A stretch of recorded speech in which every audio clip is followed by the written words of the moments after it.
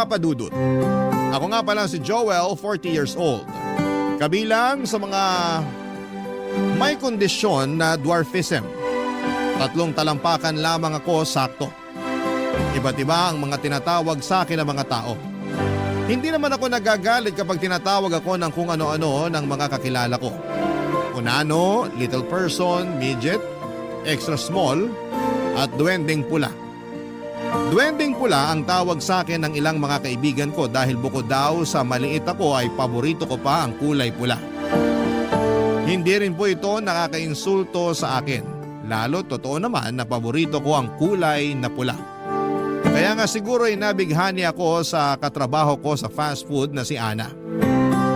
Mas bata siya sa akin ng 5 taon pero kabatch ko siya sa trabaho.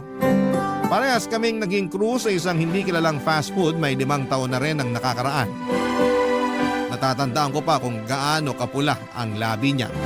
Nung unang araw namin sa trabaho, pinagbawalan siyang mag-lipstick ng pula ng bisor namin. Nalungkot nga siya noon at tuwing uwian na lamang tuloy siya nakakapagpahid ng pulang lipstick at lagi ko yung naaabutan. Paborito ko ang labi ni Ana. Kahit sabihin pang malabo kong maabot yon dahil masyado siyang matangkad para sa akin. Mabait si Ana at pala kaibigan.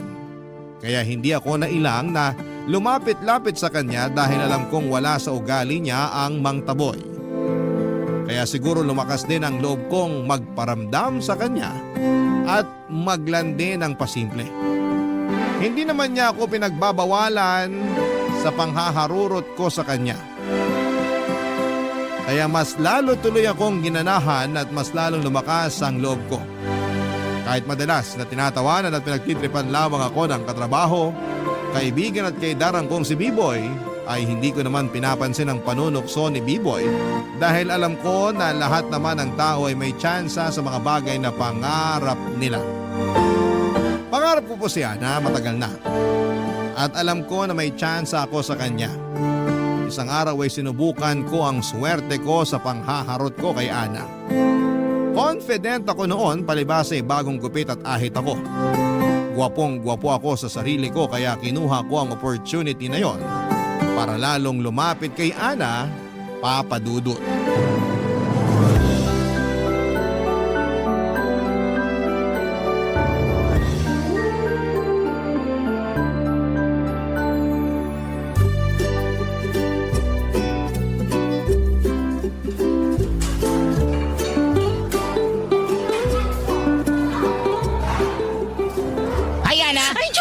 Nakakagulat ka naman!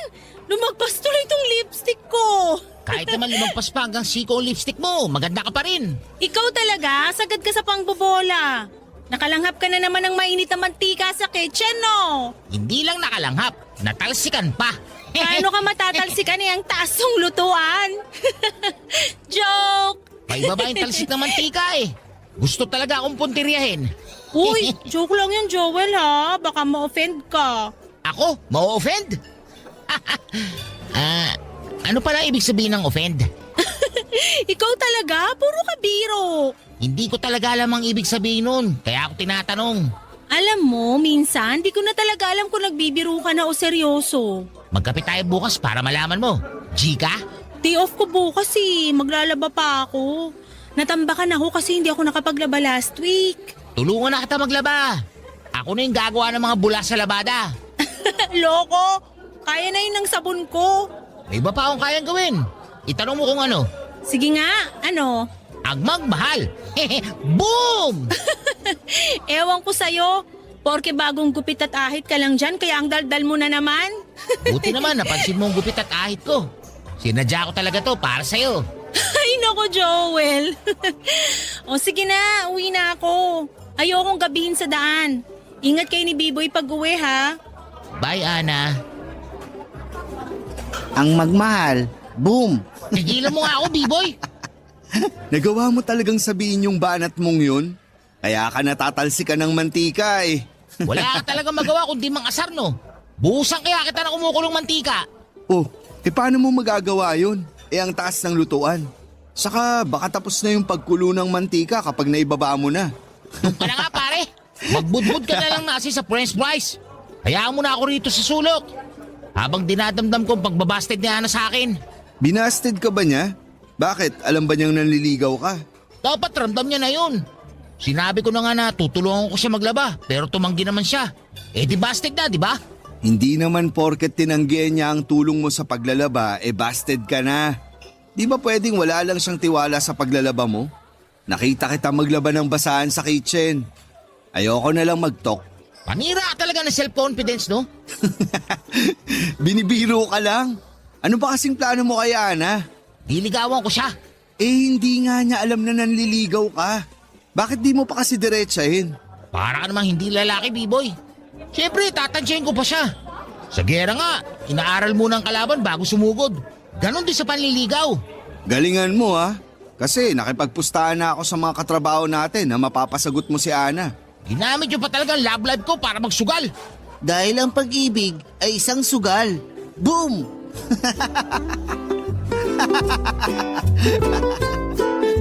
Ang pag-ibig ay isang sugal.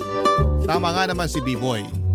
Natatakot akong isugal ang lahat kay Ana kasi hindi naman ako sigurado kung gusto niya ako. Ando na kami sa punto na close na kami. Malaki na ang pag-asa ko pero kapag napapatingin ako sa salamin at kapag naaalala ko na 3 talampakan lamang ako, bigla akong manghihina. Confident naman akong tao. Tanggap ko na ang kondisyon ko. Hindi na nga ako napipikon sa pang-aasar ng mga tao sa paligid ko pero nagkakatalo lamang talaga kapag si Ana na ang kaharap ko. Bigla kong hihilingin na sana ay ipahiram ni Cinderella ang fairy godmother niya sa akin para patangkarin ako kahit na hanggang alas 12 lamang ng hating gabi. May glass shoes kaya na pwedeng umubra para tumangkad ako. Napapailing na lamang ako sa mga naiisip ko. Pero hindi ako pwedeng sumuko, hindi ko pwedeng sukuan si Ana dahil siya ang paborito kong tao. Siya ang gusto kong maging asawa, siya ang gusto kong maging ina ng mga anak ko. Tuwing walang masyadong customer ay lagi akong nagpapantasya ng buhay kasama si Ana. Lagi kong ini-imagine na nakabili na kami ng maliit na bahay. Meron din kaming 2 e-bike kung saan ay gagamitin naming panghatid at pagsundo sa mga magiging anak namin. Pinapangarap ko rin na laging makita si Ana na naka-lipstick ng kulay pula kahit nasa bahay lang at naglalaba. Paborito ko talaga ang kulay pula. Lalo na kapag nakikita ko yon sa labi ni Ana. Tutulungan ko siyang maglaba at pupurihin niya ako sa paglalaba ko dahil kaya kong magtanggal ng mancha kahit na walang bleach. Sa mga ganitong pantasya ay napapangiti at ginaganahan ako buong araw. Lalo na kapag nakikita ko po si Ana. Kaya hindi ko maiwan ang trabaho ko dahil kay Ana. Hanggat kasama ko siyang crew ay hindi ako magre-resign. Isang araw ay nilakasan ko ang loob kong kausapin si Ana. Tapos na ang duty namin at mukhang nag-aabang na lamang siya ng jeep para makauwi. Nilapitan ko siya at nakipag-small talk ako, Papa Dudut.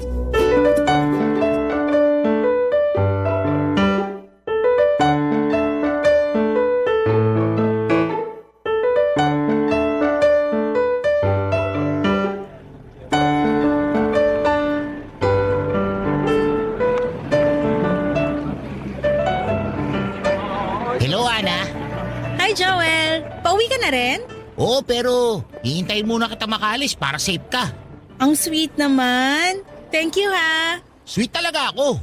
Mahihiya lahat ang may diabetes sa tamis ko. Nagbibiro na naman siya. Pinapatawa mo talaga ako lagi.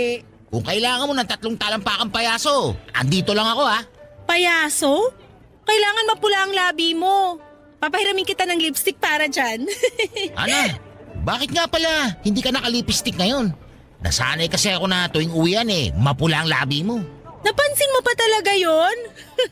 Naubos na yung lipstick ko. Sa sahod pa ako makakabili uli. Mukha na ba akong maputla? Hindi ko babagay kapag wala. Kahit para kang humigop ng suka, maganda ka pa rin. Gusto mo ba? Bilang kita ng lipstick? Ano bang brand at kulay? Ay hindi na, nakakahiya naman sa'yo. Luho ko yung lipstick kaya kailangan ako bumili nun. Thank you pa rin, Joel. Isipin mo na lang, regalo ko yun sa'yo. Gusto ko lang talaga makitang mapula ang labi mo. Ha? Ana, pwede ba ako Erwin! Sino si Erwin? Ay, sorry, kababata ko at manliligaw. Halika, papakilala kita.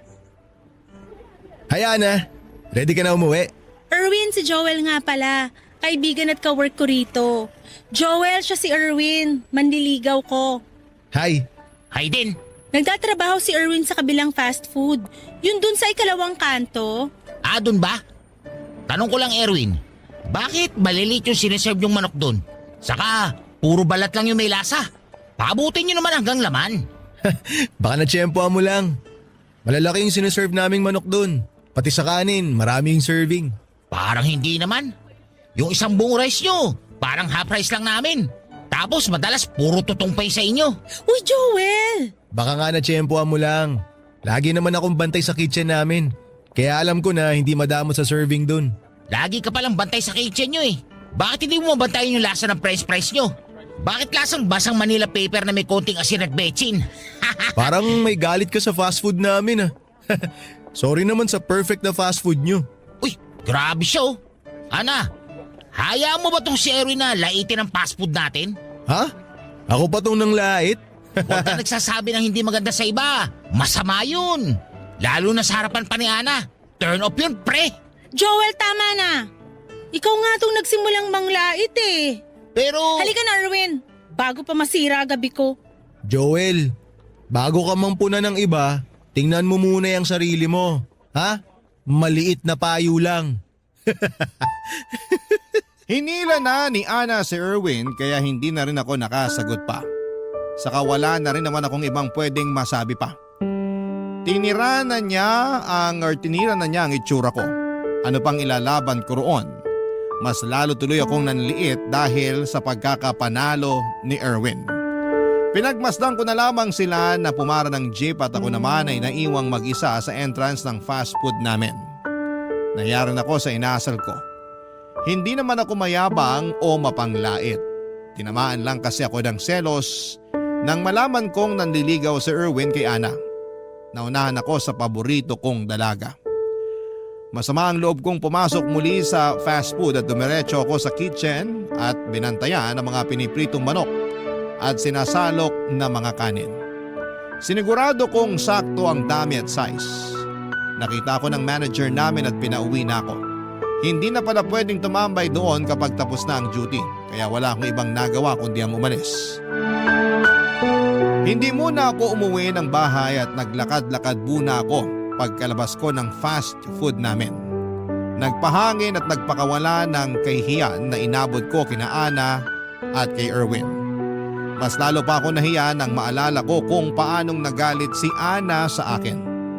Kasalanan ko naman, yon ang unang beses na nagalit siya sa akin at hindi ko yon natanggap kaagad. Hanggat maaari ay gusto kong malambing at mabait sa akin si Ana. Kaya niready ko na ang sarili ko kinabukasan para mag-sorry sa kanya. Baka pwede ko na ring may segue sa kanyang bala kong panliligaw.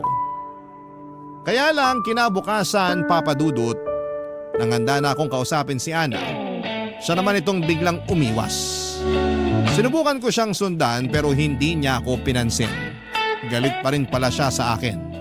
Buong araw akong hinuhuli ang kanyang tingin pero kahit ang mga mata niya ay mailap sa akin. Ganon na ba kasama ang ginawa ko sa manliligaw niyang si Erwin, Papa Dudut? Barangay Love Stories. Barangay Love Stories. Isang linggo na ang lumipas pero hindi pa rin ako pinansin ni Ana. Sobra naman ata ang isang linggo para magtanim siya ng sama ng loob sa akin. Hindi tuloy ako nakapagtrabaho ng maayos nang dahil doon. Laging palpak ang trabaho ko. Mali ang naiseserve ko madalas sa mga customers at lagi pa akong natatalsika ng mantika kahit na hindi naman ako yung nagluluto. Kinakarma na siguro ako, yun ang naisip ko. Habang pinahihirapan ko Pinapahiran ko ng toothpaste ang mga paso ko ng mantika sa balat ko ay nakita ko si Ana na lumapit kay B-Boy at nakipagkumustahan. Nainggit ako ng very slight. Dati naman kami ang nagkukumustahan palagi kapag walang masyadong ginagawa si Ana at walang masyadong customers. Pero ngayon ay si B-Boy na. Pinagmasdan ko lang sina B-Boy at Ana habang nasa sulok ako at tinitiis sa mga paso ko. Hinihintay ko silang matapos makapag-usap at nang tumalikod na si Ana para bumalik sa trabaho ay siya namang pagtawag ko kay B-Boy. Nilapitan naman ako kaagad ni B-Boy at mabuti na lamang at busy ang bisor namin sa opisina kaya nakapagnakaw kami ng ilang minuto para makapag-usap. Kinailangan kong kausapin si B-Boy para humingi ng advice sa gagawin kay Ana. Nakwento ko nga sa kanya lahat ng nangyari at kapalpakan ko. Kulang na lang ay ilublob ako ni B-Boy sa kumukulong mantika at gawing fried chicken. Kahit siya ay hindi natipuhan ang ugaling ipinakita ko kay Erwin. Sa nangyari, wala na akong magagawa pa roon para mabago. Kaya naman humingi ako ng tulong sa kanya sa gagawin ko dahil nalilito na talaga ako. Papa Dudut.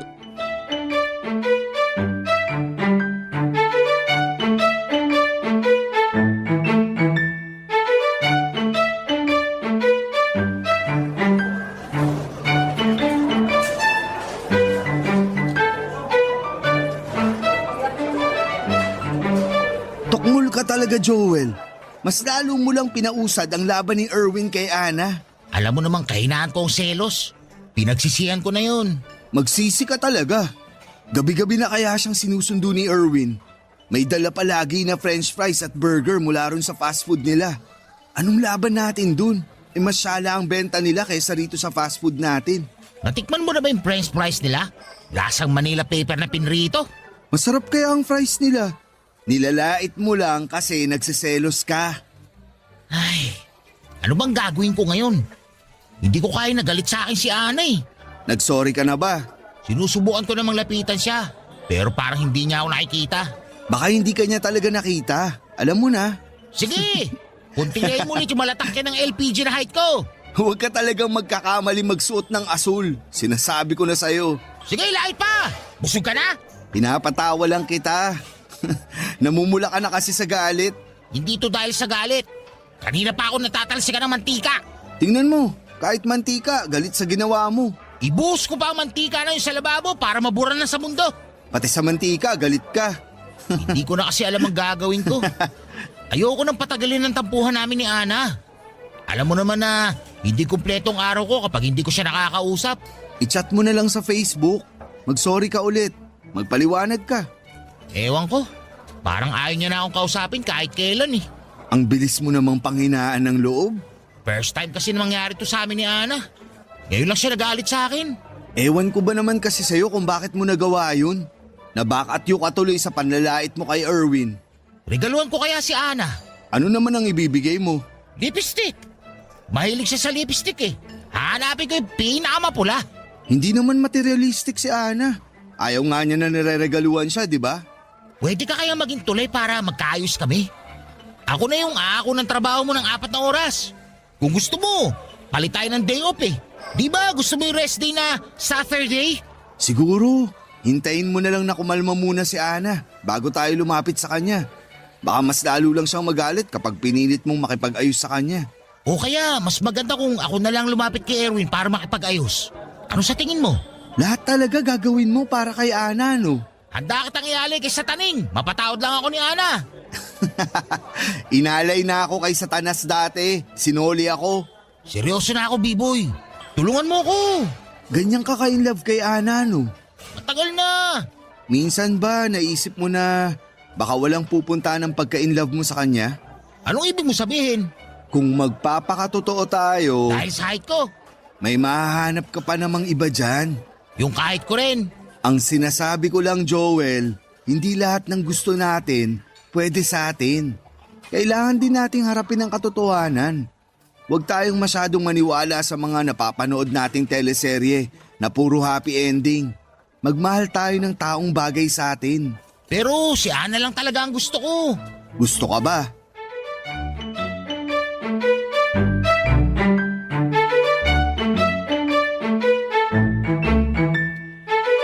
Natahimik ako bigla sa sinabi ni B-Boy. Walang alinlangang gusto ko si Ana pero si Ana gusto rin ba ako? Oo, mabait siya sa akin pero baka hanggang doon lang yon. Ako lang tong mataas ang pangarap na may magkakagustong babae sa akin. Alam kong malayo ang agwat namin pagdating sa height. Nung una ay hindi ko naman yon nakitang problema dahil alam kong hindi tumitingin sa pisikal na itsura itong si Ana. Pero noong pinaramdam sa akin ni B-Boy na kailangan kong maging makatotohanan, doon ako napaisip bigla. Baka kailangan ko na rin maghanap ng katulad ko. Yung maaabot ko ng literal.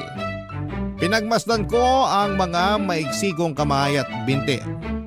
Nakaramdam ako ng sama ng loob. Bakit kailangan sa akin pa ibigay ang problemang ito? Hindi naman ako masamang tao. Pero bakit sa akin ipinasa ito? Bakit wala pa ring gamot na pwedeng bilhin sa pharmacy para tumangkad? Bakit wala pa ring mga doktor ang kayang magpatangkad ng mga katulad ko? Kung ano-ano na lang ang naisip kong problema sa itsura ko, Papa Dudut. Hindi ko naman dati masyadong pinagtutuunan yun ng pansin dahil nagawa ko na yung tanggapin. Napansin ni B-Boy na sumama ang loob ko sa huling tanong niya. Kaya naman bumawi siya at sinabing marami siyang nabasang mga kwento sa Facebook na nagkatuluyan sa huli kahit gaano pa yon kaimposible.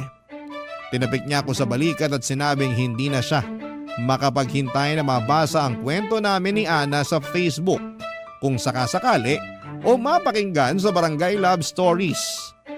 Doon pa lang ako muling nakabawi sa confidence ko.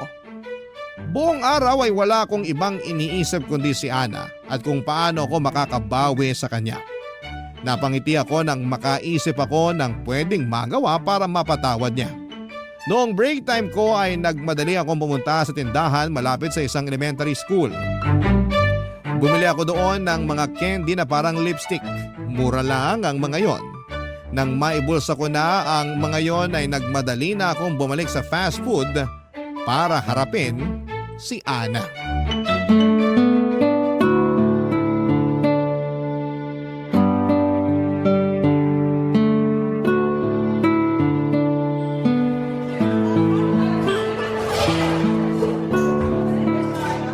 Ana, O ano?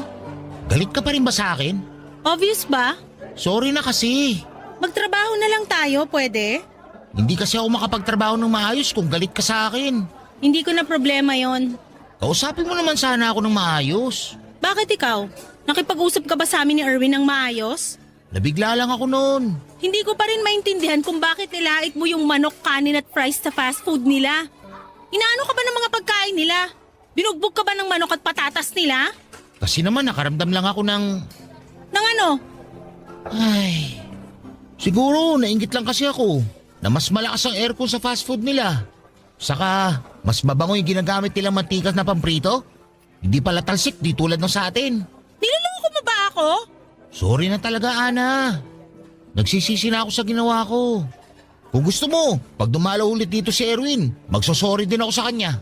Wala nang kaso yung kay Erwin. Kinausap ko na siya. Ay naman pala eh. Napatawad niya na pala ako. Bakit ikaw ayaw mo pa? Kasi hindi ko inaasahan namang babastos ka ng ibang tao. Hindi yun yung Joel na kilala ko. Mabait at marespeto yung Joel na nakakasama ko. Pero yung pinakita mong kagaspangan nun? Grabe! Parang hindi kita kilala. Wala na ako ibang magagawa para mabawi yung ginawa ko.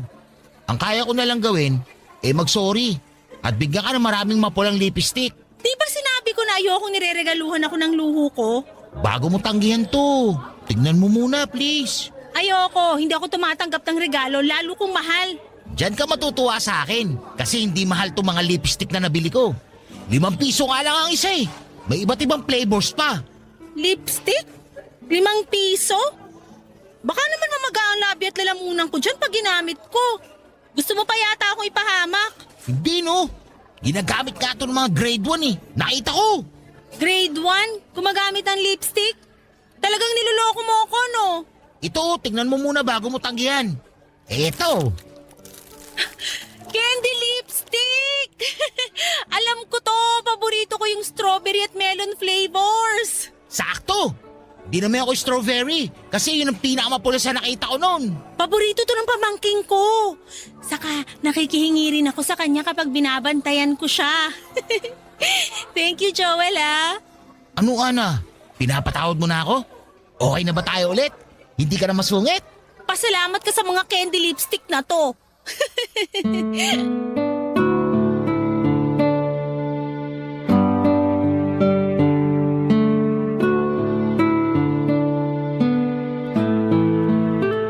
Tuwang-tuwa si Ana habang isa-isang binuksan ng mga candy lipstick. Ang hindi niya alam ay mas doble ang sayang nararamdaman ko habang pinagmamasdan siyang inaamoy at pinapahid sa kanyang labi ang mga candy lipstick na ibinigay ko sa kanya. Napaka-simple lang talaga ni Ana.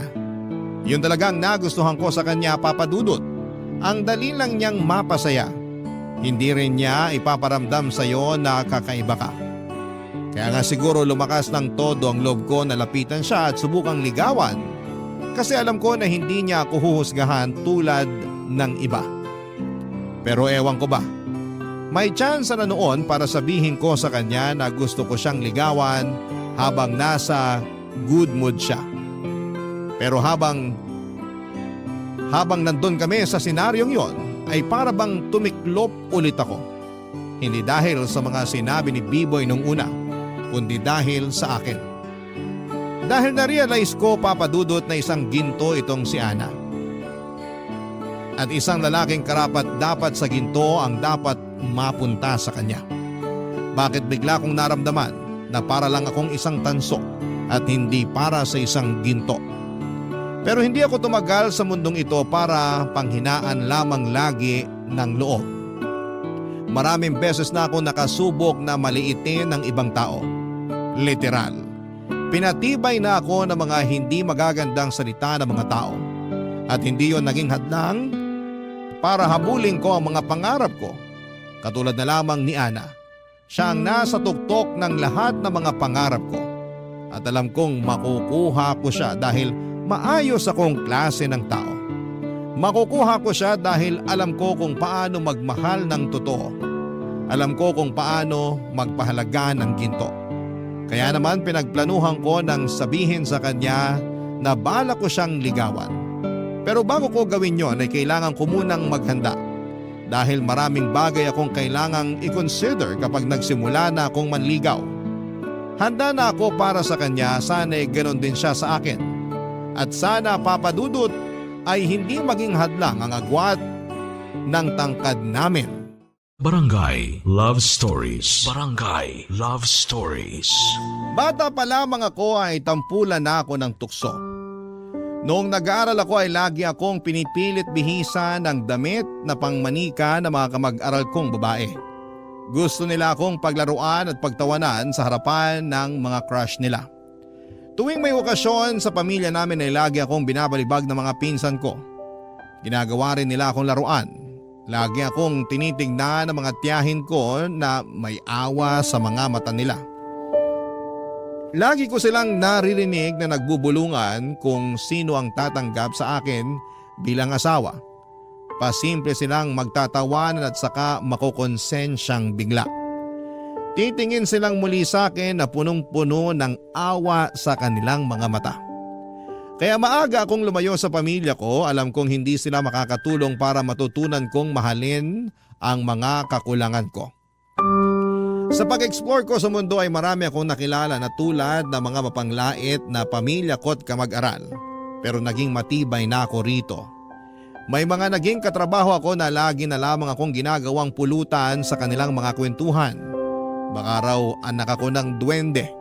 Baka raw pinaglihi ako sa buto ng kasoy. Baka raw humaba pa ang binti ko kapag babanate nila araw-araw at kapag binabad nila sa tubig. Nasanay na ako sa mga panghiinsulto nila, Papa Dudut. Naging merienda ko na nga ang ilan. Aaminin kong minsan ay tinatamaan ako ng mga masasakit na panghuhusga ng mga tao. Pero naisip ko na sila ang totoong may problema dahil ayaw nilang kaharapin ang mga problema nila sa kanilang sarili. Kaya naman naghahanap sila ng sa tingin nila ay mas mahina sa kanila para yon ang kanilang puntiryahin. Para maging takas pansamantala sa mga issues nila sa kanilang mga sariling buhay, Papa Dudut.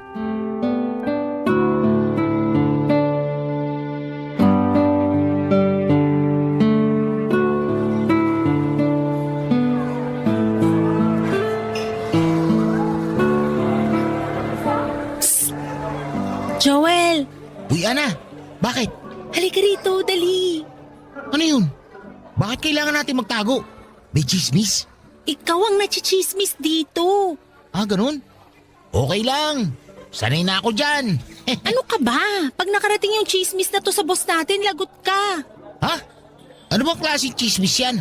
Nagbebenta ka raw ng mga imported na tsokolate sa mga crew at customer? Oo! Gusto mo ba? Meron pa akong natitira sa bag ko. Teka, kukunin ko lang. Hindi ka pwedeng magbenta ng tsokolate rito sa trabaho. Bawal yan. Hindi mo ba nabasa yung company policy natin? Yung first page lang ang nabasa ko eh. Hindi ko naman kasi maintindihan lahat.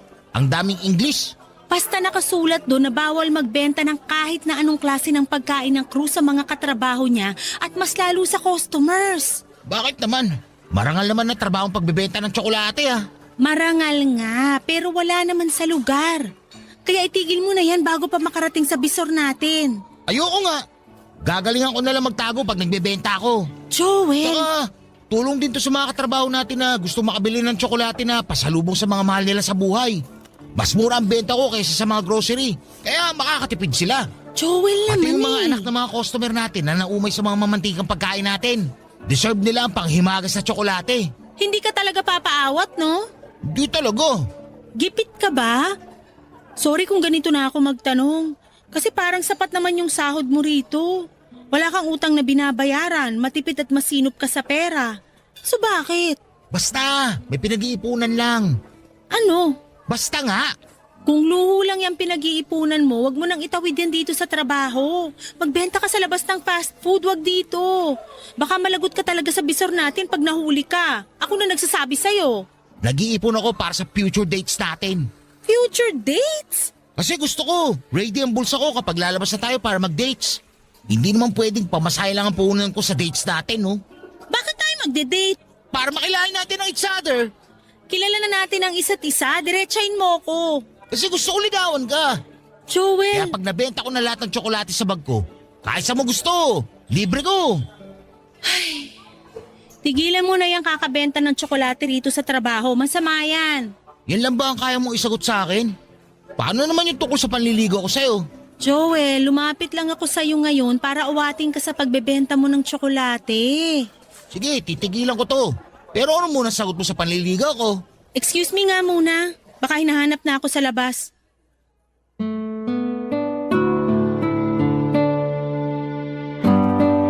Nagmamadali nang lumabas at lumayo si Ana sa akin. Pinagmasdan ko ang likuran niya habang palayo sa akin. Bigla ko naalala ang unang beses na nabasted ako. Ganon na ganon din. May natipuhan ako sa unang trabaho ko, akala ko ay may pag-asa ako sa kanya kasi mabait naman siya sa akin. Noong sinabi kong gusto ko siyang ligawan ay nagmadali siyang tumalikod sa akin. Mula noon ay iniwasan na niya ako at nalaman ko na lamang sa mga katrabaho ko na pinagtatawanan niya ako dahil ang lakas daw ng loob kong manligaw. Hindi ko naman daw siya kayang maabot.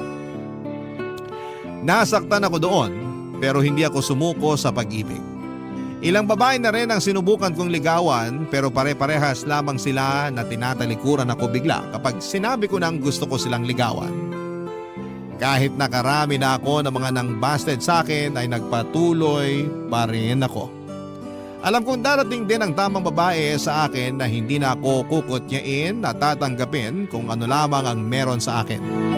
At dumating nga si Ana. Pero nanganganib na maulit ang nakaraan ko nang talikuran din niya ako matapos kong sabihin na balak ko siyang ligawan.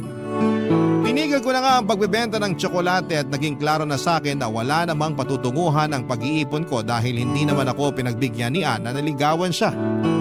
Pinamigay ko na lamang ang mga natitira kong tsokolate sa mga customers naming bata. Nagpatuloy ako sa trabaho para makalimutan ko ang pangbabasted ni Ana sa akin. Iniwasan ko rin si Ana at alam kong napansin niya yon. Dahil sa gilid ng mga mata ko ay nakikita kong panayang sulyap niya sa akin. Mas lalo lang tuloy akong nahirapang tanggapin ang pangbabasted niya sa akin. Pinagpatuloy ko ang pag-iwas sa kanya ng mga sumunod na araw. Paraan ko yon para makapag-move on na. Napansin nga ni B-Boy ang pag-iwas ko at sinabi ko sa kanya na binasted na ako. Tinapik na lamang niya ako sa likuran at sinabing hindi pa tapos ang laban. Nainis ako kay B-Boy noon kasi binubuhay pa niya ang pag-asa sa puso ko gusto ko na ngang mamatay ang nararamdaman ko. Hanggang isang uwian ay nilapitan ako ni Ana at hindi ko alam kung paano siya haharapin noon. Sapagkat durog pa rin ang puso ko sa pangbabasted niya. Sana man lang ay makaramdam siya, Papa Dudut.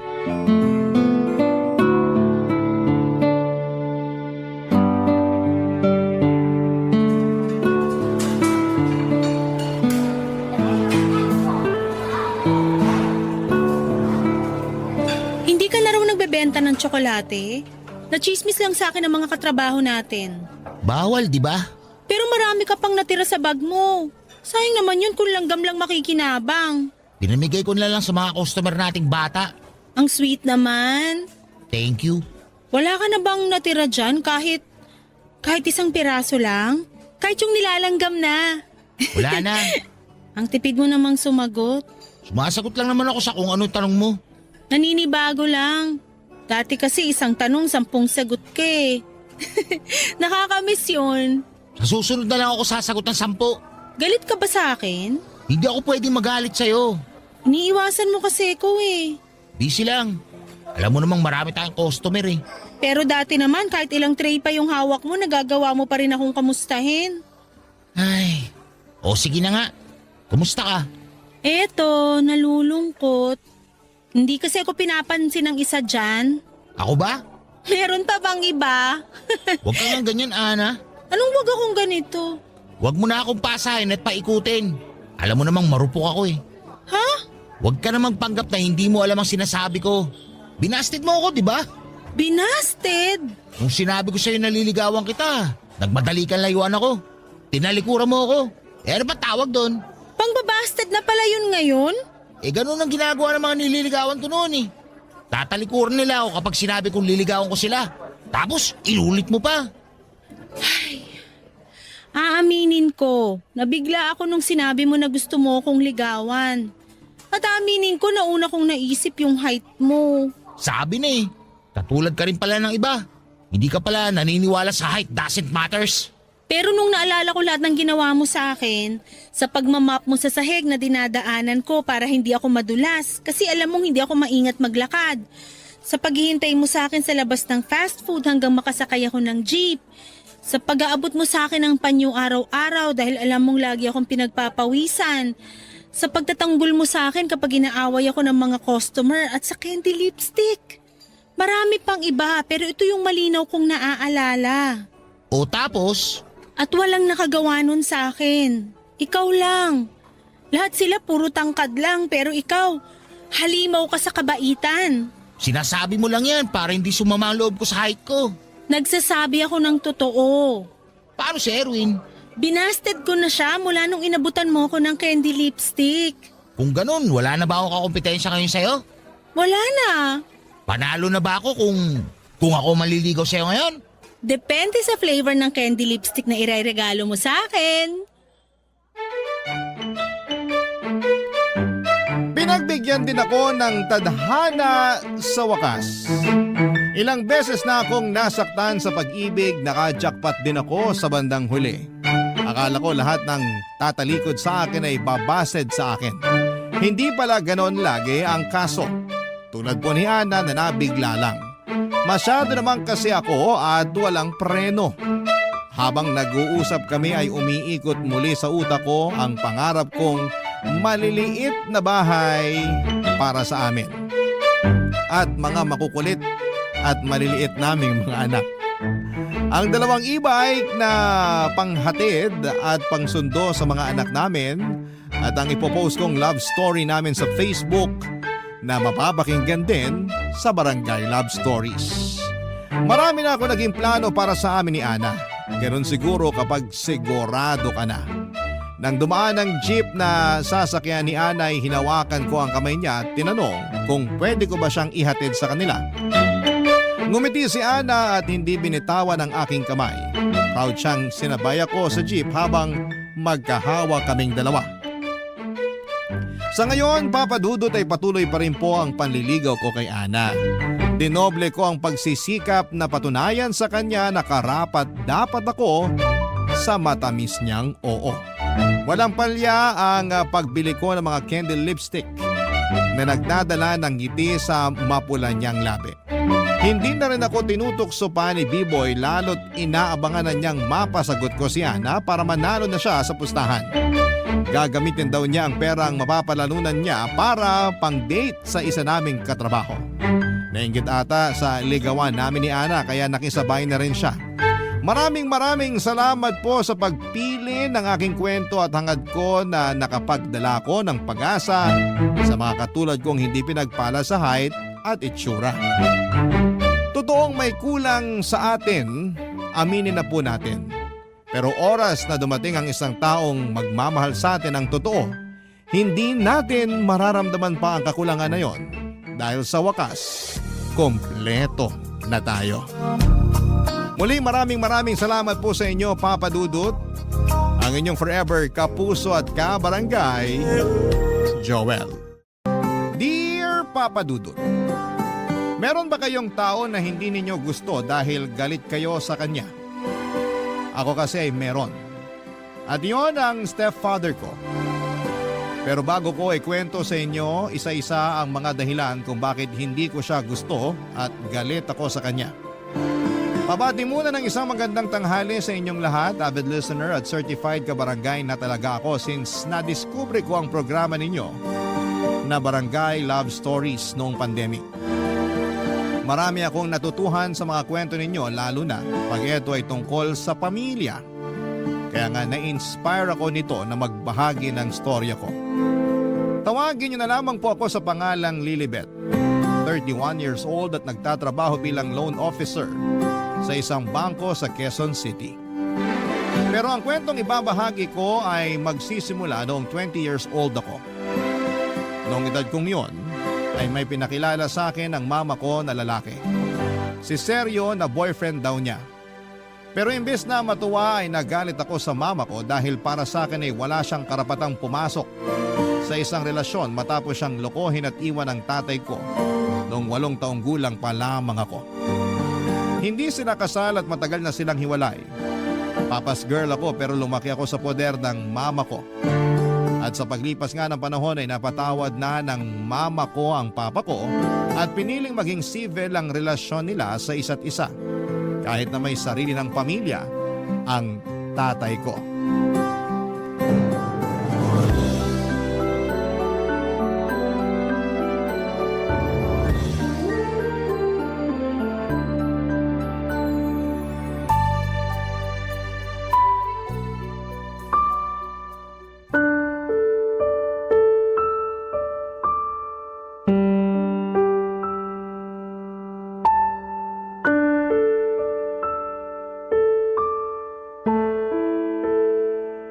Ano pong sabi nyo? Nak, makinig ka muna kasi. Narinig ko naman, Ma. Hindi lang ako makapaniwala na naghanap pa kayo ng ibang lalaki. Ay, kinadismay ako pa. Kayo na nung seryo na yon. Paano na po si Papa niyan?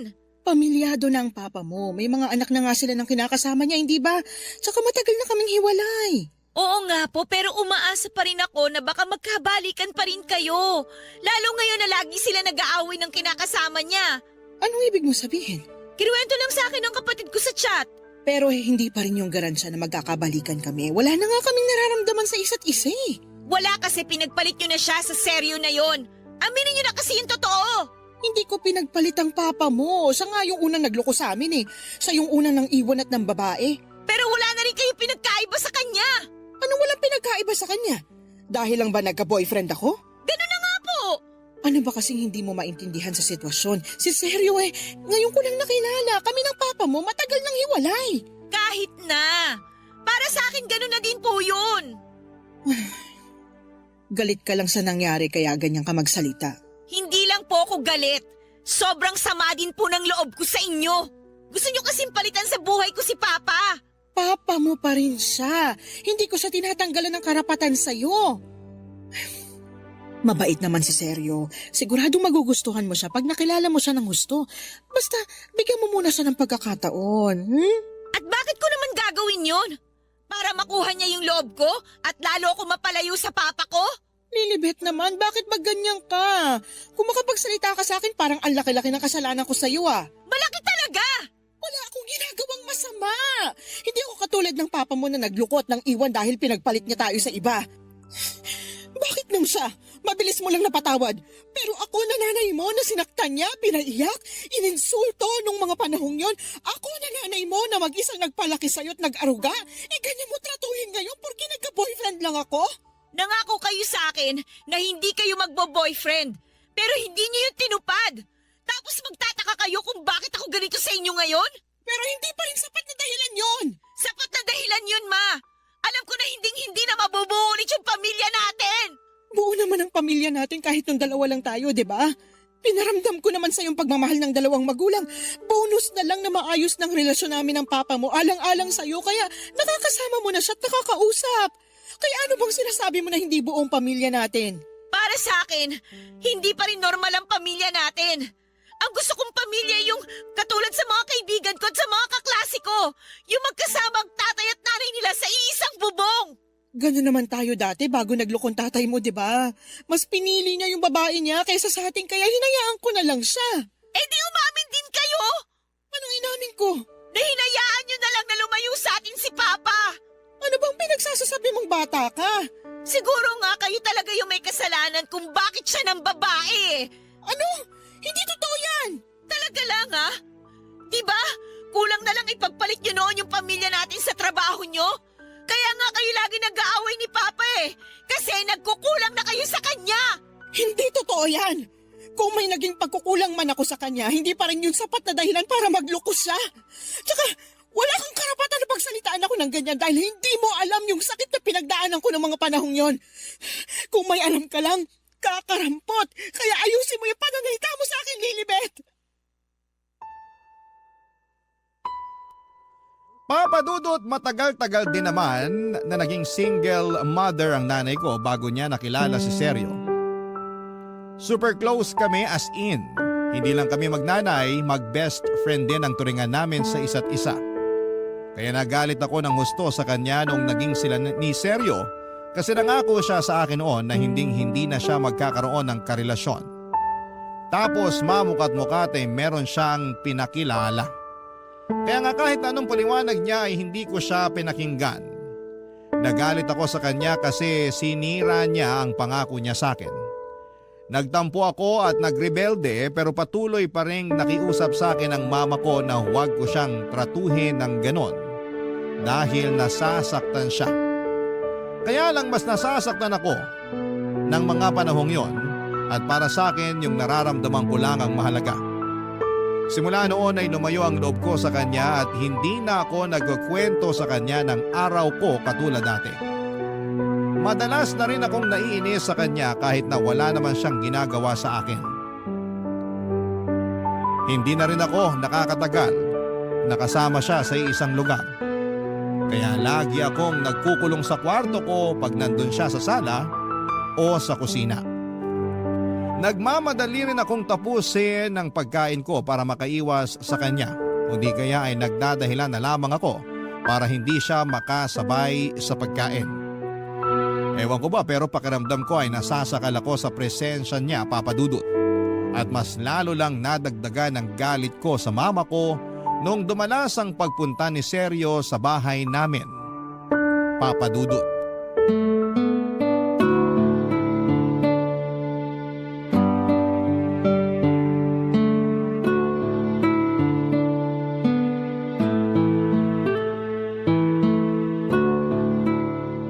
Sa palagay mo, magugustuhan ni Lilibet tong niluto kong sinigang na salmon? Oo naman, paborito niya yan. Alam mo kasi mahilig sa isda yung anak kong yon. At salmon ang paborito niya. Sunod yung bangus, tsaka tulingan. Ganun ba? Nakakatuwa naman kasi bihira lang sa mga kabataan yung mahilig sa isda eh. Madalas kasi karne ng baboy o manok. Kumakain din naman siya nun pero mas gusto niya talagang isda. Nung bata yun, pangarap pa nga niya maging isda. Talaga? Oo, ang weird pero pinagbigyan ko na lang. Binili ko ng costume ng isda. Katulad ng mga sirena? Hindi, buntot lang naman yun eh. Pero yung kanya, simula ulo hanggang paa isda talaga. Mukhang seryoso talaga siya sa pangarap niyang maging isda. Oo, kaya tawang-tawa ako pag naaalala ko yun. Papakita ko sa iyo yung picture niya mamaya pagkatapos natin kumain. Oh, nak, nandiyan ka na pala. Pasok na po ako sa kwarto. Ha? Mamaya na, maupo ka na muna rito para kumain. Busog pa po ako. Lilibet naman, paanong busog ka pa eh? Naririnig ko na yung tiyan mong kumakalam, tsaka nagluto ang Tito Seryo mo ng sinigang na salmon. Di ba paborito mo yon? Oo nga naman. Sabi ng mama mo, paborito mo yung sinigang na salmon at namimiss mo na raw kumain nun. Kaya nagluto ako para sa'yo. Paborito ko nga at namimiss ko nga kumain pero hindi ako kakain kasi luto mo. Lilibet! Totoo naman eh. Akala niyo ba makukuha niyo ako sa pagluluto niya ng paborito kong pagkain? Wala namang masama dun dahil gusto lang namang mapalapit sa'yo ng tito mo. Ayoko nga sabi, di ba? Ayoko mapalapit sa kanya. Huwag mo naman sagutin ng ganyan ang mama mo. Mama mo pa rin siya. Wala kang pakialam. Sino ka ba? Lilibet! Hindi kita pinalaking bastos. Ayusin mo pagsagot mo sa tito mo. Hindi ko siya tito, no? Masyado kayong trying hard na ipagsiksikan sa buhay ko yung boyfriend nyo. Nakakainis tuloy lalo. Hindi ako trying hard at hindi ko pinagsisiksikan sa'yo si Seryo. Ang sa akin lang, igalang mo pa rin siya kahit na hindi mo siya gusto. O sige po, igagalang ko po siya katulad ng gusto nyong mangyari. Pasensya na po kayo, Tito. Pero ayoko pong kumain ng luto nyo kahit na mukhang masarap at paborito ko pa. Kasi kahit na ano pong gawin ninyo, hinding-hindi nyo po makukuha ang loob ko. Kung si Mama na uto po ninyo, ibahin po ninyo ako. Para sa akin, walang pwedeng pumalit sa posisyon ng papa ko sa buhay ko. Hindi ibang tao at lalong hindi kayo. O ayan, Ma. Ginalang ko na po siya katulad ng sinabi nyo. Sana wala na kayong problema doon, ha? Ay, ewan ko sa'yo. Hindi ko na alam kung anong gagawin ko. Sabi ko naman sa inyo, gusto ko nang pumasok sa kwarto ko. Pero pinipilit nyo akong kumain kasabay nyo eh. Hindi ako makikipag-family bonding sa inyo kasama ang lalaking yan. Gusto lang naman ng mama mo na kumain ka. Kung ayaw mo pala nakasama ako, ayos lang naman. Basta kumain ka pa rin kasi mukhang gutom ka na. Itutulog ko na lang tong gutom ko. Hindi ako kakain ng niluto mo. Diyan na nga kayo! Lilibet, bumalik ka rito! Pasensya ka na sa anak ko ha. Hindi ko naman siya ganyan pinalaki pero nagbago lang siya nitong naging tayo. At kahit na anong gawin, hindi ko maintindihan yung dahilan niya. Hayaan muna natin siya. Baka kasi kailangan niya pa ng panahon para matanggap yung relasyon natin. Siguro naninibago pa lang siya. Pero naniniwala naman ako na magiging maayos pa rin ang lahat. Salamat, Seryo. Maraming salamat talaga. Walang anuman. Tara, kumain na tayo. Sige, hahatiran ko na lang mamaya si Lilibet sa kwarto niya. Papadudot nagtatrabaho bilang chef ang stepfather ko at sa restaurant na pinagtatrabahuhan niya sila nagkakilala ni Mama. Teacher naman ang mama ko. Basta ang sabi lang niya sa akin noon ay tingin daw ng tingin sa kanya si Seryo kahit na tapos na itong magluto sa harap nila ng mga katrabaho niya. At napansin pa nga yun ng iba nilang mga kasamahan kaya tinukso sila. At bago sila umalis sa naturang restaurant ay naglakas loob daw si Seryo na kuhanin ang numero ng mama ko at doon na sila nagsimulang mag-usap. Kung ilalarawan ko ang personality ng stepfather ko ay masasabi kong mabait talaga siya. Mahinahon magsalita at maalaga. Nakikita ko kung paano niya asikasuhin si mama kapag nasa bahay silang dalawa. Pinaghahanda niya ito ng pagkain at baon para sa pagpasok nito sa trabaho at inahatid sa university na pinagtuturuan nito bago siya pumasok sa pinagtatrabahuhan niya. Hindi rin siya nagmimintis sa pakikipaglapit ng loob sa akin. Pero para sa akin, Papadudot ay nagkukunwari lamang siya para umamo ako sa kanya katulad ng ginawa niya sa mama ko. Kaya kahit na anong gawin niya, hindi tatalab sa akin ang pagpapabida niya. Hindi niya makukuha ang loob ko kasi hindi ako utu-uto. Katulad ni Mama. Barangay Love Stories. Barangay Love Stories. Papadudot pagkalipas ng 1 taon ay nagpakasal ang mama ko at ang stepfather ko. Siyempre bilang ayoko nga sa relasyon nila ay hindi ako umattend sa wedding nila. Wala rin namang nagawa ang mama ko kaya tinuloy na lamang nila ang kasal nila kahit na wala ako. Tapos sa bahay na namin tumira si Sergio kaya mas lalo akong nagalit sa kanya. Katulad nung unang beses na bumisita ang stepfather ko noon sa bahay para ipakilala sa akin ni Mama. Consistent pa rin siya sa pagkuha ng loob ko kahit na asawa na niya ang mama ko. Pero hindi pa rin ako bumigay kasi ayoko nga sa kanya. Para sa akin ay siyang rason kung bakit wala nang chance na magkabalikan ang mama at ang papa ko. Nang mga panahon kasi na naging sila ng mama ko, on the rocks na ang relasyon ng tatay ko sa kinakasama niya. Umasa ako na baka kapag naghiwalay ang papa ko at ang kinakasama niya, ay magkakabalikan sila ni mama para maging buo na ang pamilya namin.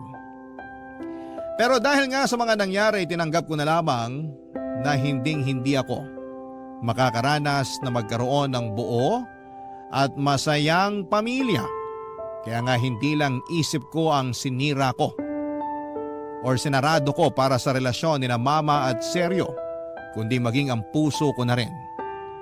Para sa akin ay wala nang saysay na makasama ko pa sila sa isang bubong lalo na at malaki na naman ako at alam kong kaya ko na ang sarili ko.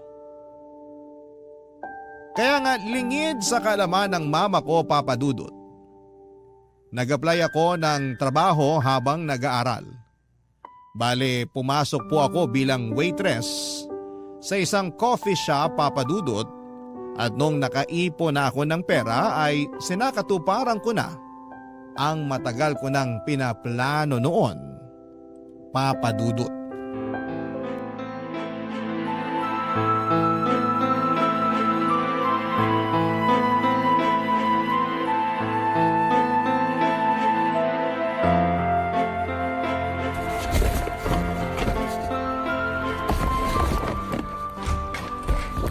Nak, saan ka pupunta? Bakit ka naglalagay ng damit sa bag mo? Hindi po ba halata? Aalis na ako sa bahay na to. Bakit aalis ka? Saan ba punta mo? Wala na po kayo doon, no? Tsaka, ang lakas naman ng loob yung tanungin ako kung bakit ako aalis. Hindi man lang kayo marunong makaramdam dyan. Naturingan pa namang nanay ko kayo pero wala rin. Dahil ba to sa pagpapakasal namin ni Sergio? Ano pa nga ba? Yun lang naman yung problema natin dito di ba? Nagmamahalan kami. Ano bang mali doon? Maling-mali yun kasi nagpatali ka na talaga sa kanya. Hanggang ngayon ba naman pinipilit mo pa rin na magkakabalikan kami ng papa mo? Oo! Umaasa pa rin ako pero sinira nyo na yung pag-asang yun. Kaya ngayon nakasal na naman kayo, mas maganda siguro kung bumukod na ako. Hindi mo naman kailangan bumukod Pwede tayong magsama-sama rito. Ayoko nga kayo makasama, di ba? Hindi ko nga matagalan ang presensya ng Sergio na yun pag nandito sa bahay nung hindi pa kayo kasal Tapos ngayon na mag-asawa na kayo, mas lalong ayoko na tumira dito kasama kayo. Ilang beses ko bang dapat sabihin na mabait si Sergio? Kahit ilang beses mo siyang binastos, ni minsan hindi siya nagalit sa'yo. Pinagpapasensyahan ka niya dahil desidido siyang makuha ang loob mo. O anong gusto niyong gawin ko? Sana sinubukan mo man lang natanggapin siya bilang stepfather mo. Sana binigyan mo siya ng tsansa na patunayan ang sarili niya sa'yo. Hindi ko nga kailangan ng bagong tatay, di ba? Meron na akong tatay. Bakit ba kasi puro na lang yung tatay mong bukang bibig mo? Wala rin naman siyang pakialam sa'yo. Ha? Anong sinabi niyo? Totoo naman, di ba? Kailan ba yung huling beses na nakapunta ka sa bahay nila? Tsaka sabi mo, ayaw sa'yo nung kinakasama niya. Madalas ka pang paalisin kaya sabi ko pag inulit niya pa yon, ako nang makakalaban niya. Kahit na mukhang wala nang pakialam sa akin ng papa ko, hindi pa rin dahilan yung para pilitin niyo ako mapalapit sa asawa ninyo. Nak naman, ba't pa kasi ganyan ka? Bakit ang tigas ng puso mo sa stepfather mo? Kahit man lang sana alang-alang sa akin, subukan mo siyang kilalanin. Bakit ko gagawin yun? Hindi niyo nga ako iniisip nung naging kayo, di ba? Baka nakakalimutan niyo, Ma. Nangako kayo sa akin na hindi na kayo makikipagrelasyon. Pero bakit may pinakilala na lang kayo na boyfriend ninyo? Sinira niyo yung pangako niyo sa akin Tapos ngayon gusto niyo tanggapin ko yung asawa niyo sa buhay ko bilang stepfather ko? Sinubukan ko namang tuparin yung pangako ko sa iyo eh. Kaya nga ilang taon din akong hindi nagkaroon ng karelasyon kasi nag-focus ako sa pagpapalaki sa iyo. Bakit bigla niyo naman sinusumbat sa akin ang bagay na yan? Eh ginusto niyo rin naman na palakihin ako, di ba? Kung ayaw niyo pala, eh di sana binigyan niyo na lang ako sa papa ko. O di kaya naman niligaw niyo na ako sa kalye nung bata pa lang ako. Ano bang pinagsasasabi mo? Hindi ko magagawa yun sa'yo dahil anak kita. Tsaka, ikaw na lang ang meron ako kaya bakit kita ibibigay dun sa tatay mong nang iwan sa atin? Ewan ko sa inyo, ma. Mukhang kahit na anong gawin ko, hindi niyo talaga maiintindihan yung nararamdaman ko. Kaya tama lang talaga ang desisyon ko na umalis sa bahay na to. At saan ka naman pupunta kapag umalis ka? Nag-aaral ka pa, Lilibet? Hindi mo pa kaya ang sarili mo. Yun ang akala nyo. Palibasa kasi maliit na bata pa rin yung turing nyo sa akin eh. Ipapaalala ko lang sa inyo, ma. Malaki na ako at may kakayanan na ako magdesisyon para sa sarili ko. Tsaka kumikita na rin naman ako ng pera dahil may trabaho na ako. Ano? At anong klaseng trabaho yan? Nagtatrabaho ako bilang waitress sa isang coffee shop para makaipon ng pera at makalis na sa bahay na to. Bakit di mo lang sinabi sa akin? Bakit ko naman sasabihin sa inyo? Kasi mama mo pa rin ako. Kahit nagalit ka sa akin, dapat sinasabi mo pa rin sa akin yung mga ginagawa mo. Di ba? Ganun ka naman sa akin noon. Noon yun, ma. Pero hindi na ngayon. Malaki na ang pinagbago ko kasi kayong nagtulak sa akin na lumayo ang loob sa inyo. Kaya hindi niyo ako mapipigilan na umalis sa bahay na to kasi ayaw ko na nga kayong kasama. Lalo na yung asawa nyo. Papa Dudut, hindi ko pinakinggan ang iyak at pakiusap ni Mama ng mga panahong yon. Naging matigas ang puso ko para sa kanya nang ituloy ko ang pag-alis ko sa bahay namin. Para po sa akin, yun ang unang hakbang ko para maging malaya sa pamilya naming matagal na rin namang wasak. Tumuloy ako sa isang maliit na apartment kung saan ay naging roommate ko doon ang kaklase ko. Nag-working student ako at kahit na mahirap sa akin na walang nanay na nag-aasikaso ay tinis ko pa rin para lamang mapangatawanan ang pag-alis ko sa amin. Laging tumatawag o nagchat-chat sa akin ang mama ko pero hindi ko siya sinasagot o sinisin man lang. Nami-miss na raw niya ako at gusto niya akong makita. Pero ayoko siyang makita kahit na miss ko na rin siya ng mga panahong yon. Mas nananaig kasi ang galit ko sa kanya at sa desisyon niyang pakasalan ang stepfather ko. Para sa akin ay mas binili niya ito kaysa sa sarili niyang anak kaya dapat pagdusahan niya ang kapalit ng desisyon na yon. Inabala ko na lamang ang sarili ko sa pag-aaral at pagtatrabaho para makalimutan ko ang pinagdadaanan ko. Hindi ko na malaya na mabilis palang lumipas ang isang buwan, Papa Dudut.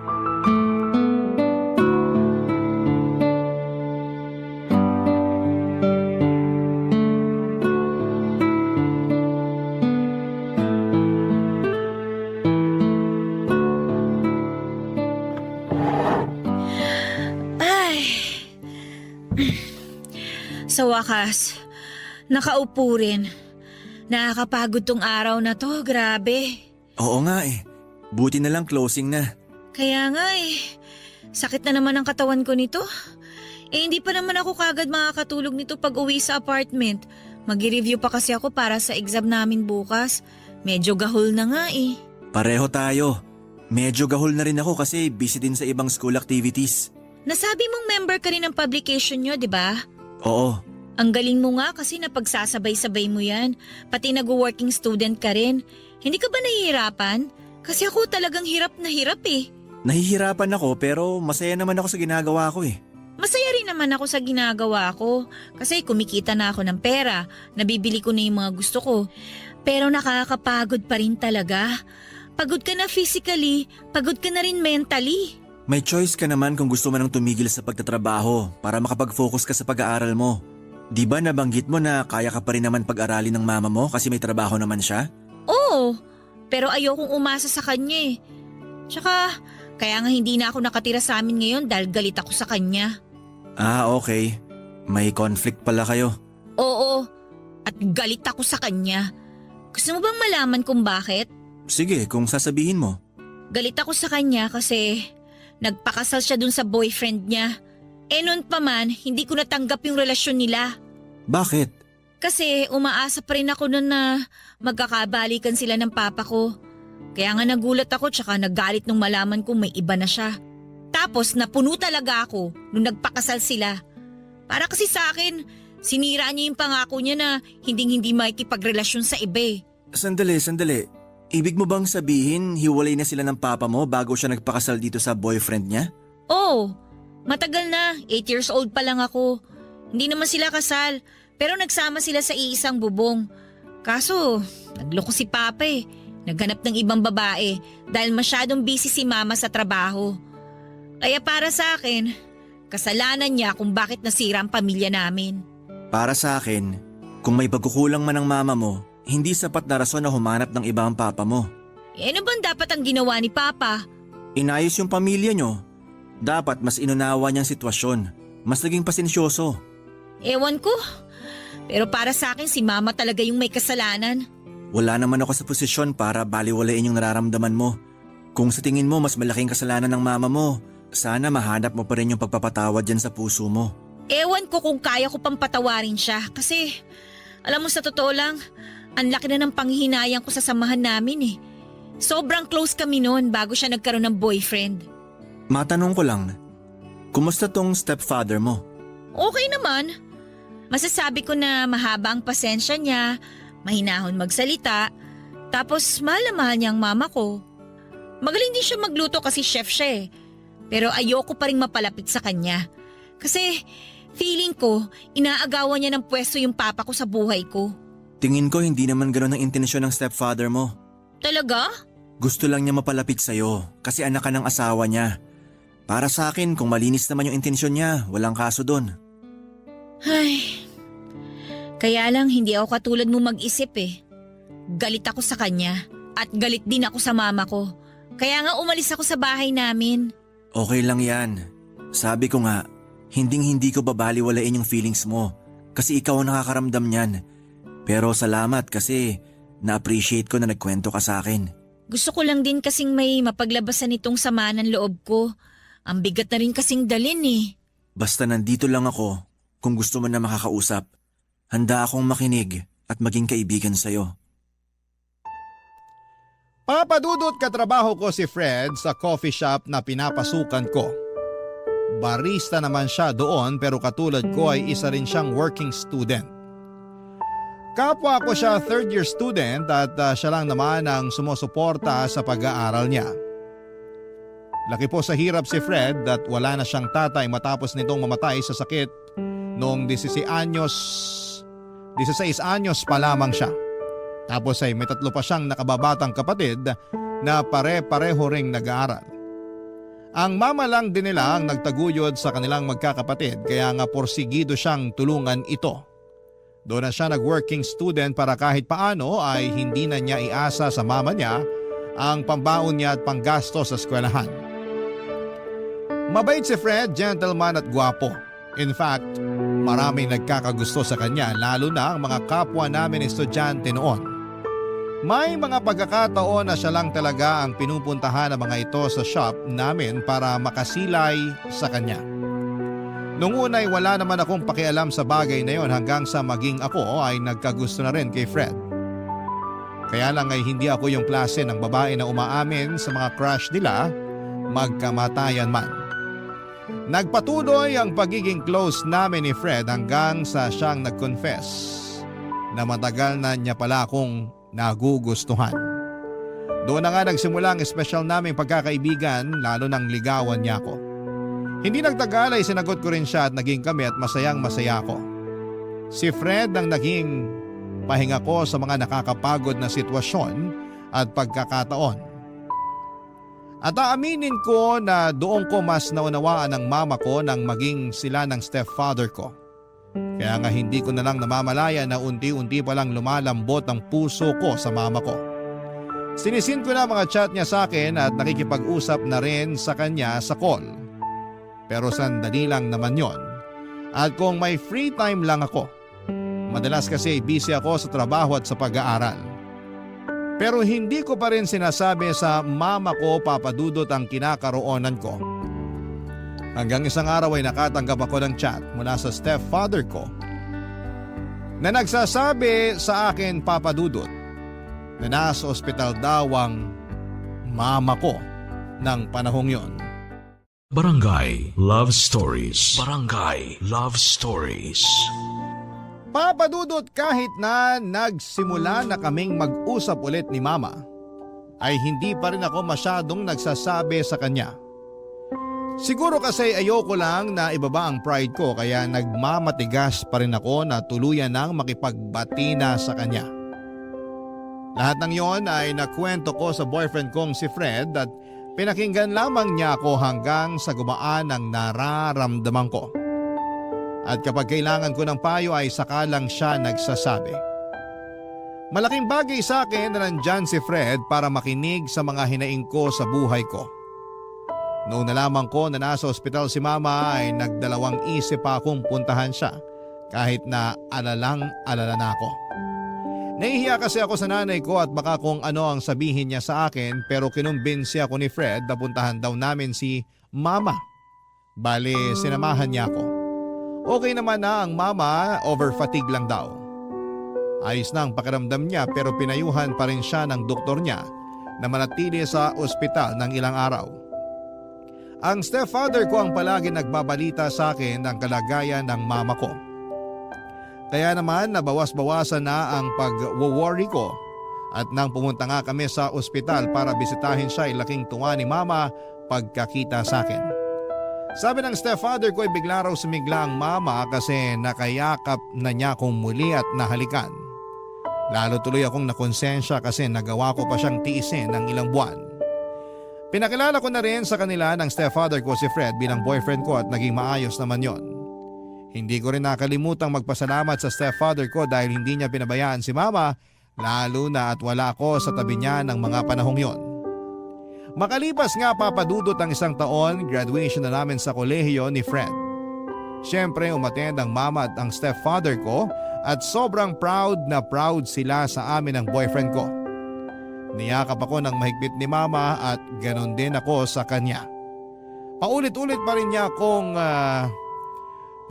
rin ako nag-sorry sa pagrebelde ko noon pero sinabi niyang matagal na niya akong napatawad. Hindi niya raw ako kayang tiisin kasi anak niya ako. Niyakap ko rin ang stepfather ko bagaman nandun pa rin ang pagkailang. Pero lalo kong napatunayan sa sarili ko na mabait talaga siya. Mapagkalinga at hindi marunong magtanim ng galit.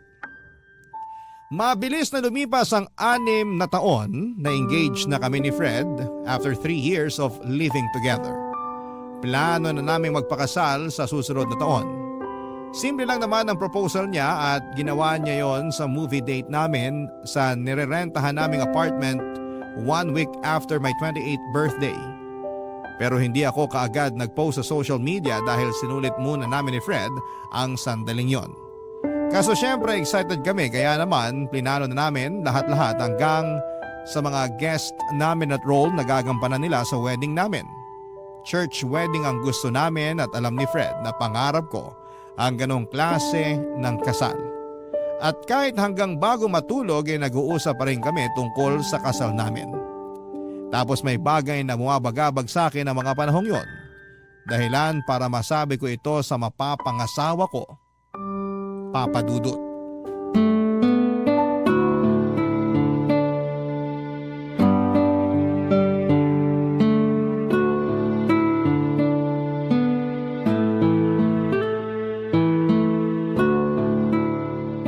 May naisip ka na kung sinong best man mo, Han?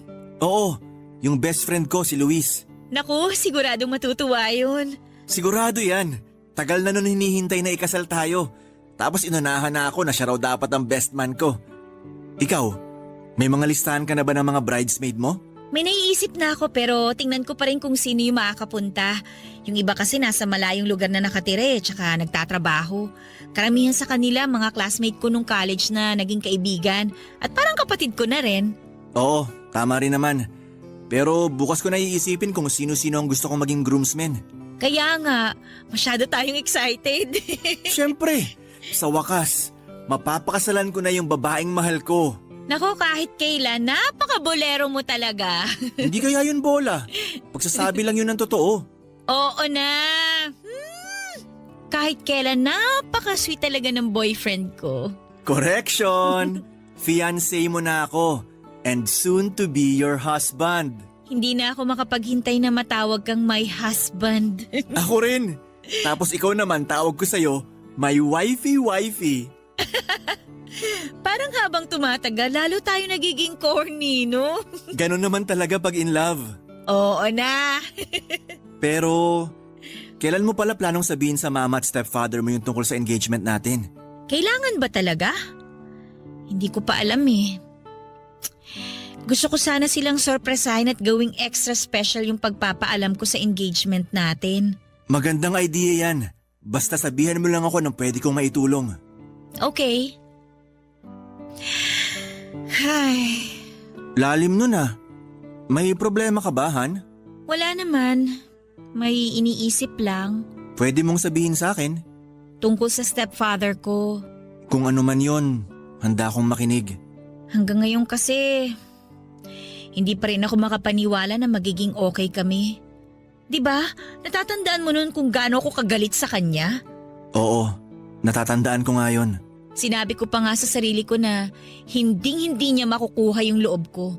Na kahit na ano pang gawin niya, hindi niya mapapalitan sa buhay ko ang papa ko. Pero mali pala ako. Kasi sa paglipas ng mga taon, napalapit na lang yung loob ko sa kanya. Di ko na malayan. Nung unang beses ko palang nakita yung stepfather mo dun sa ospital, ramdam ko na mabait siyang tao. Nakita ko yung pagmamahal at pag-aalala niya sa mama mo. Kahit na mukhang puyat at pagod na rin siya sa pagbabantay. Tapos nung nagkakwentuhan kami, sinabi niya na takot siya nung sinugod niya sa ospital ang mama mo matapos mawala ng malay sa bahay niyo. Talaga? Oo, sinabi niya na hindi niya kakayanin sakaling mawala sa kanya yung babaeng pinakamamahal niya. Ramdam na ramdam ko yung takot at sensiridad niya. Kaya alam ko na nasa tamang tao ang mama mo. Tapos ako naman nagtanim ng galit sa kanya. Kasi akala ko sinira niya yung tsansa na magkakabalikan sina mama at papa. Eh kung tutuusin, wala naman talaga siyang sinira dahil matagal nang sira ang pamilya namin pagkatapos ngang magloko ni papa. Hindi ko lang talaga matanggap na ginawa yun ng papa ko sa mama ko.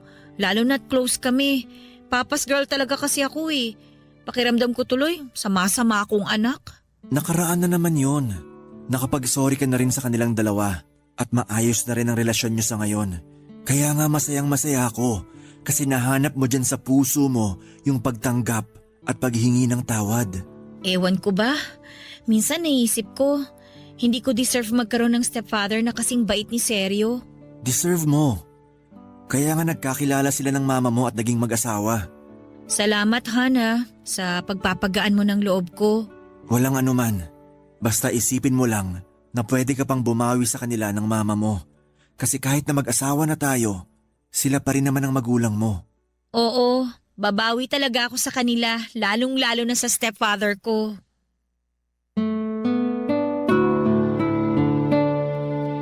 Papadudot sa totoo lang ay may punto ang lahat ng sinabi ni Fred tungkol sa stepfather ko. Sa loob kasi ng ilang taon na naging bukas ako sa relasyon nila ni Mama, ay lalo kong napatunayan kung gaano siya kabuting tao. Kaya nga tuluyan ang lumambot ang puso ko para sa kanya. Pero nahihiya pa rin ako sa kanya kaya nga nakatulong ang pag-uusap namin yun ni Fred para maging buo ang desisyon ko sa pinaplano kong papel na gagampanan niya sa kasal namin ng fiancé ko. Hindi pa namin nasasabi sa parents ko ang tungkol sa engagement namin at planong pagpapakasal ni Fred. Naisip kong sorpresahin sila at ipaalam yon sa kanila sa birthday ng stepfather ko. Kabado nga ako pero buti na lang dahil pinakalma ko ng fiancé ko. First time ko kasing gagawin ng bagay na yon kaya sana'y magawa ko ng maayos at masabi ng malinaw ang lahat-lahat ng nasa puso ko.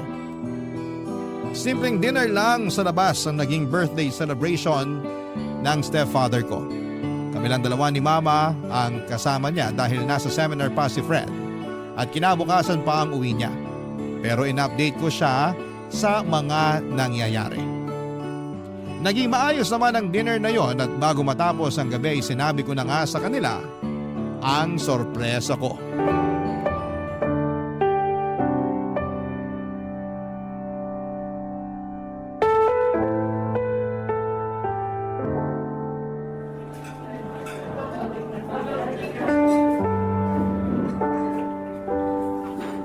Ma, may sasabihin po pala ako sa inyo ni Tito Sergio. Ano yun, anak? Ikakasal na po kami ni Fred. Nag-propose na po siya sa akin. Talaga? Kung ganun, masaya ako para sa inyo. Tingnan niyo po yung singsing na binigay niya, oh. Ang ganda po, di ba? Oo nga, ang ganda nga. Congratulations sa inyo ni Fred. Sa wakas, magkakaroon na kami ng apo ng mama mo. Ano ka ba naman? Hindi pa buntis si Lilibet ko, ikakasal pa lang sila.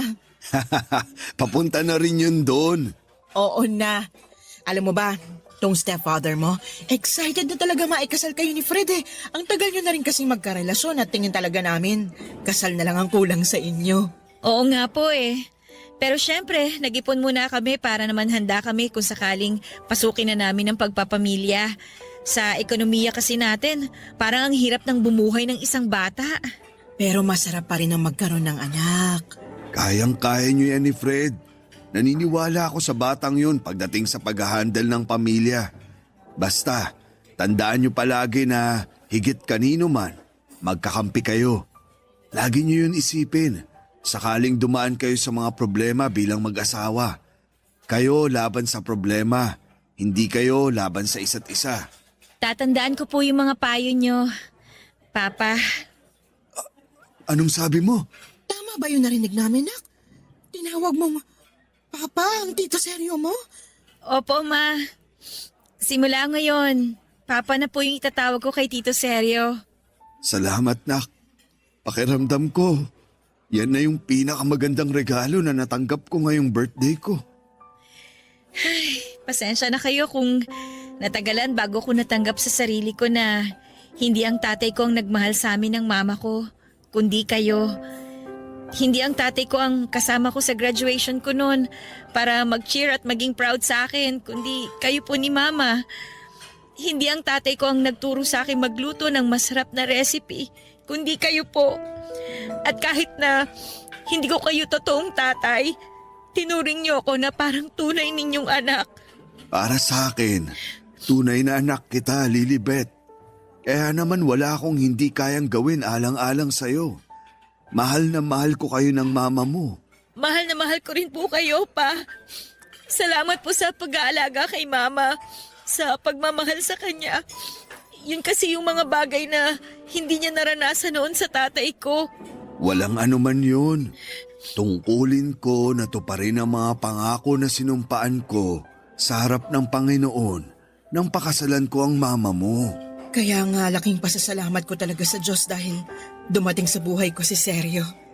Pinaranas niya ulit sa akin magkaroon ng taong magmamahal sa akin, mag-iingat at mag-aalaga. At ngayon, kayo naman ni Fred ang ikakasal at susumpa sa harapan niya na magsasama sa hirap at ginhawa. Pero, kailan niyo ba plano magpakasal talaga? May petsa na ba? Opo, next year po. Inaayos na po namin ni Fred ang lahat-lahat. Basta, masayang-masaya kami ng mama mo para sa inyo ni Fred. Congratulations ulit, anak. Salamat, Papa. Pero may request po pala ako na sana mapagbigyan nyo. Ano ba yun? Sabihin mo lang, basta kaya ko. Gusto ko po na kayo ang makasama ko. Gusto ko na kayo yung maghatid sa akin sa altar, Papa.